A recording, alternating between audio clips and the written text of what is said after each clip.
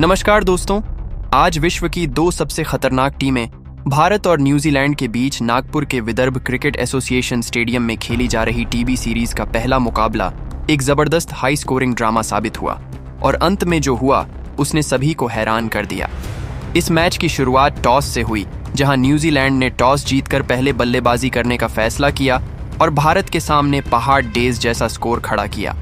नागपुर के Vidarbha cricket association stadium की उस चमकदार दूधिया रोशनी में न्यूजीलैंड की टीम जब पहले बल्लेबाजी करने उतरी तो उनकी शुरुआत बेहद आक्रामक और रणनीतिक रही।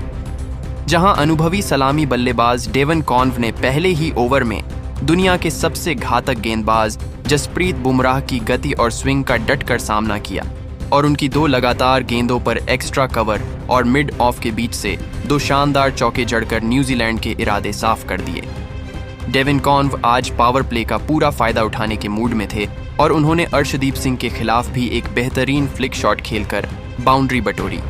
लेकिन वह अपनी इस आक्रामक शुरुआत को एक बड़ी पारी में तब्दील करने में पूरी तरह विफल रहे,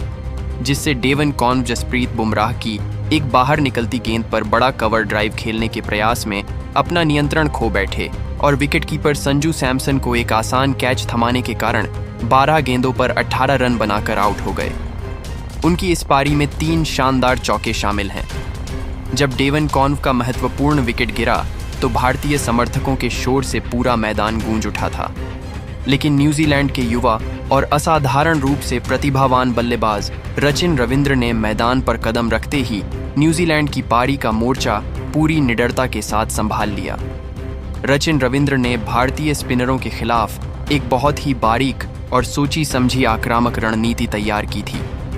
जहां उन्होंने भारतीय कप्तान सूर्य कुमार यादव के सबसे बड़े हथियार जादुई स्पिनर वरुण चक्रवर्ती को अपना निशाना बनाया। खेल के 8वें ओवर में जब वरुण चक्रवर्ती पहली बार गेंदबाजी करने के मोर्चे पर आए तो रचिन रविंद्र ने उनकी रहस्यमयी फिरकी को भांपने में जरा भी देर नहीं की और क्रीज की गहराई का चतुराई से इस्तेमाल करते हुए 2 लगातार गेंदों पर लॉन्ग ऑन और काउ कॉर्नर के ऊपर से 2 गगनचुंबी और प्रलयकारी झड़कर पूरे स्टेडियम में सनसनी फैला दी। इन दो ने न केवल न्यूजीलैंड के रन रेट को गति दी, बल्कि भारतीय कप्तान सूर्य कुमार यादव को भी अपनी फील्डिंग और गेंदबाजी की योजना पर दोबारा सोचने के लिए मजबूर कर दिया, जहां वह पहली बार दबाव में नजर आने लगे थे। रचिन रविंद्र आज बहुत ही सुलझी हुई और तकनीकी रूप से परिपक्व बल्लेबाजी का प्रदर्शन कर रहे थे, जहां उन्होंने स्पिनरों के खिलाफ अपने पैरों का बेहतरीन इस्तेमाल किया। वरुण चक्रवर्ती के बाद उन्होंने वॉशिंगटन सुंदर की ऑफ स्पिन गेंदों पर भी प्रहार करना जारी रखा और ऑफ स्टंप के बाहर की गेंदों पर कुछ दर्शनीय और कड़क चौके बटोरे, जिससे भारतीय स्पिन आक्रमण की लय पूरी तरह बिगड़ गई थी। रचिन की बल्लेबाजी में आज न्यूजीलैंड के भविष्य के सितारे की चमक साफ दिखाई दे रही थी, क्योंकि वह सिंगल और डबल लेकर स्ट्राइक रोटेट कर रहे थे और साथ ही खराब गेंदों पर बाउंड्री बटोरने का कोई मौका नहीं छोड़ रहे थे। न्यूजीलैंड का स्कोर बोर्ड बहुत ही तेजी से 100 रनों की ओर बढ़ रहा था और ऐसा लग रहा था कि रचिन आज एक बड़ी ऐतिहासिक पारी खेलने के इरादे से आए हैं।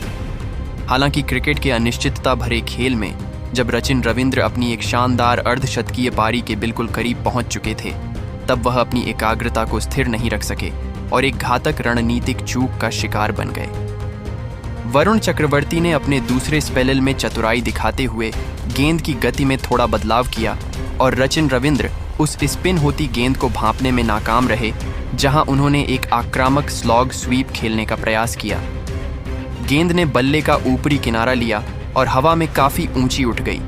जिसे मिड विकेट पर मुस्तैदी से खड़े हार्दिक पांड्या ने बिना कोई गलती किए लपक लिया,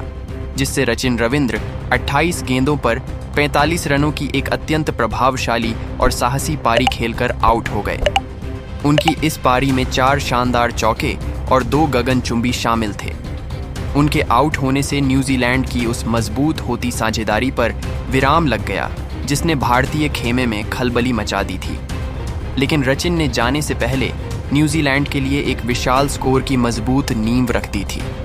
जिस पर बाद के बल्लेबाजों ने अपना किला खड़ा किया।